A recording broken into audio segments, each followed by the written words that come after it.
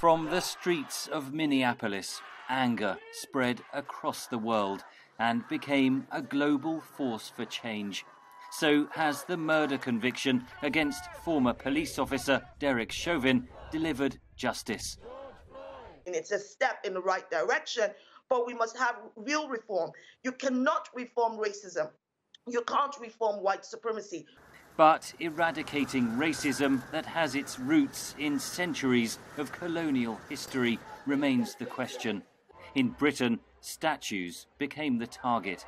This monument to slave trader Edward Colston torn down in the city of Bristol.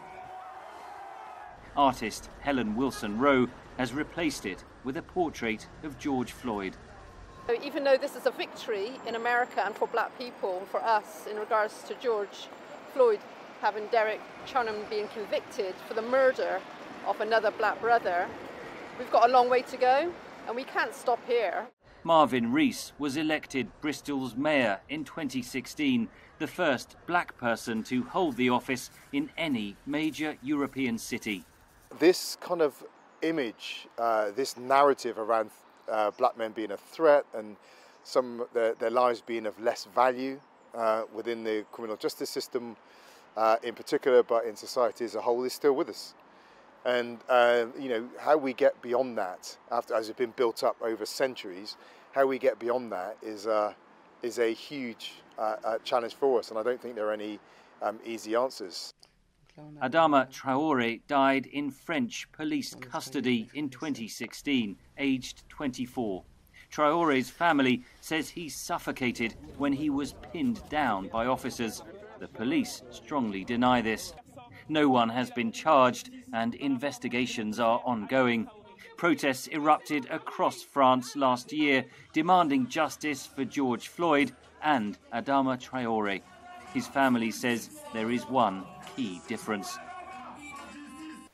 Clearly, if there had been a video, the situation would have been different. There is no video. How many cases are there in France, in the world, where there is no video? What should we do with these dead, these victims?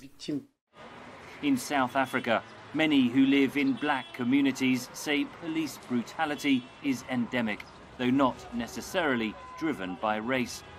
Diversity activist Asanda Ngwasheng says the death of George Floyd resonated in a nation once under apartheid.